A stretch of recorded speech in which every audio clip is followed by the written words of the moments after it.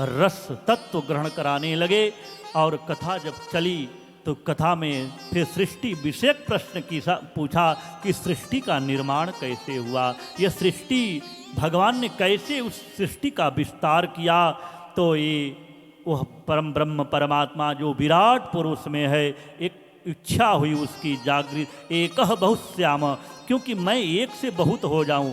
क्योंकि प्रभु ने देखा अपने उदर में ही पूरे ब्रह्मांड को देखा, तो कहा कि ये एकह बहुश्याम, एक से बहुत हो जाऊं, यह इच्छा जागृत हुई। और परमात्मा में जब इच्छा जागृत हुई तो उनकी इच्छा शक्ति के रूप में इच्छा शक्ति वह योग माया प्रकट हुई। और योग माया के कृपा से प्रभु ने सृष्टि का निर्माण किया। और उस सृष्टि में सबसे पहले उन्होंने वह सनत सनंदन सनातन संत कुमारों को वह आगे चल करके इन लोगों से कहा कि तुम बड़े हो जाओगे। ब्रह्मा की पहले सृष्टि हुई। ब्रह्मा, क्योंकि उस विराट पुरुष ने सबसे पहले उस योग माया के साथ वह अपने रहने के लिए जल का एक स्थान ढूंढा, क्योंकि वह तप के द्वारा जल ही जल, इस पृथ्वी कहीं नहीं थी, सिर्फ जल ही जल दिखाई देता था। और भगवान का नाम जल में रहने के कारण नारायण, नार कहते हैं जल को और अयन कहते हैं शयन को, और जल में शयन करने के कारण भगवान का एक नाम नारायण पड़ गया। और नारायण भगवान उसी जल में रहे। और उनके नाभि कमल से, एक नाभि से कमल की उत्पत्ति हुई और उस कमल पर ब्रह्मा की उत्पत्ति हुई। लेकिन ब्रह्मा यह समझ नहीं पाए कि मैं आया कहाँ से हूँ, और उसको जानने के लिए उस कमल के पुष्प से नाल में होते हुए गए फिर जल में, और जल में गए तो फिर भी उन्हें कुछ दिखाई नहीं दिया। तो क्या फिर ऊपर आते हैं, जब शांत भाव से बैठते हैं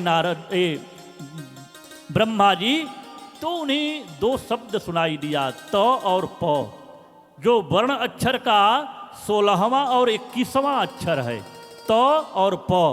और ये जब सुनाई दिया तो मानो उनको कोई कह रहा है कि तुम तप करो, त और प को मिला देंगे तो तप हो जाता है। और तप किया जब ब्रह्मा ने, तो उस परमात्मा ने उन्हें ब्रह्म तत्व का ज्ञान दिया और उन्हें सृष्टि का रचना करने का सामर्थ्य प्रदान कर दिया प्रभु ने। और ब्रह्मा जी ने सबसे पहले सनातन सनत कुमारों को वो प्रकट किया और उनसे कहा बड़े हो जाओ, तुम विवाह करोगे, सृष्टि का विस्तार होगा। कहा कि नहीं, हम विवाह नहीं करेंगे। कहा क्यों नहीं, विवाह करना पड़ता है। कहा कि बड़े होने पर विवाह करना पड़ता है। उन्होंने कहा हम बड़े ही नहीं होंगे।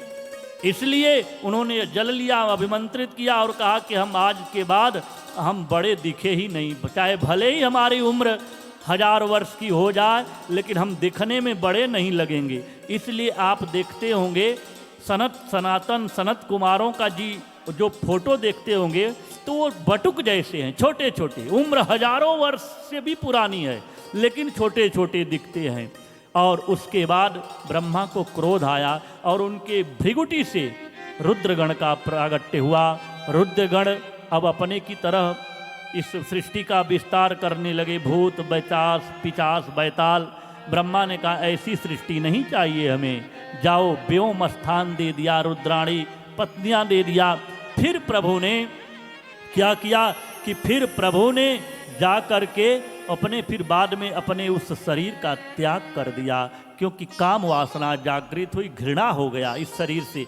इस शरीर से मैं सात्विक ब्रह्म हूँ, ब्रह्मा जो सृष्टि का रचयिता, मेरे अंदर काम कहाँ से जागृत हुई। और अपने शरीर का त्याग किया और त्याग किया तो बाएं भाग से शतरूपा जी का जन्म होता है, दाहिने भाग से वह मनु जी का होता है और मनु शतरूपा से ही इस सृष्टि का विस्तार होता है। इसीलिए हम लोग कहते हैं कि हम मनु और शतरूपा के हम वंशज हैं। मनु और शतरूपा से इस सृष्टि का विस्तार हुआ, वहीं से मैथुन सृष्टि प्रारंभ हुई। और मनु शतरूपा के 2 पुत्र और 3 पुत्रियां हुईं। 2 पुत्र उत्तानपाद, और बड़े पुत्र का नाम उत्तानपाद, छोटे पुत्र का नाम प्रियव्रत, और जो 3 पुत्रियां हुई तो देहूति, आकूति और प्रसूति, ये 3 पुत्रियां हुई। और आकूति का विवाह रुचि प्रजापति से होता है और उनसे वह यज्ञ भगवान का प्रागट्य होता है। और यज्ञ भगवान का विवाह दक्षिणा से करा दिया गया, इसलिए यज्ञ में वो दक्षिणा जो दी जाती है ब्राह्मणों को, वो एक तरह से यज्ञ भगवान की वो पत्नी है, वह पत्नी के रूप में वह स्वीकार करते हैं। और दूसरी उनको जो है, जो पुत्री हैं देहूति माता, देहूति माता का विवाह करदम मुनि से होता है। लेकिन उससे पहले हम कश्यप मुनि की कथा श्रवण कर लें। हम कश्यप, अगर किसी का अगर गोत्र नहीं पता है ना, तो आप कह दीजिए कश्यप गोत्र उत्पन्न, तो मान लिया जाता है। क्योंकि कश्यप भगवान की 13 पत्नियां थी कश्यप ऋषि की, और 13 पत्नियों में सभी पुत्रवती थी, एक को छोड़कर। कौन? दिति माता। वो कद्रु, वनिता, ये तमाम उनकी जो 13 पत्नियां थीं। और अदिति, दीति, तो अदिति माता जो है देवताओं की माता है। पिता एक ही है कश्यप मुनि, लेकिन माँ अलग अलग है। अदिति माता से ये देवता हुए और दिति माता से राक्षस हुए हैं।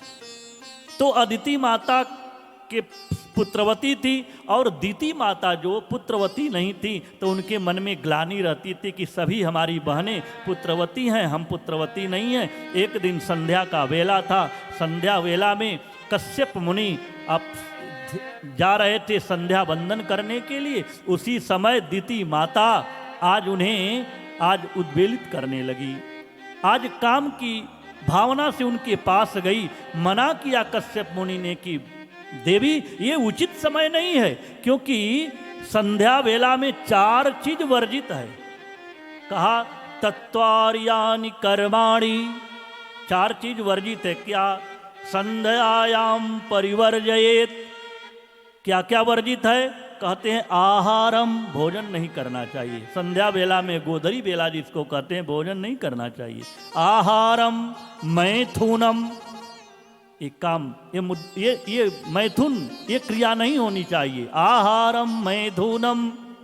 और कहते हैं निद्रा, उस समय शाम के वेला में सोना नहीं चाहिए। आहारम मैथुनम निद्रा स्वाध्याय, शाम के समय पढ़ना नहीं चाहिए। ये 4 चीज कहते हैं कि वर्जित है। आहार, मैथुन, निद्रा और स्वाध्याय, और ये चीज वर्जित है।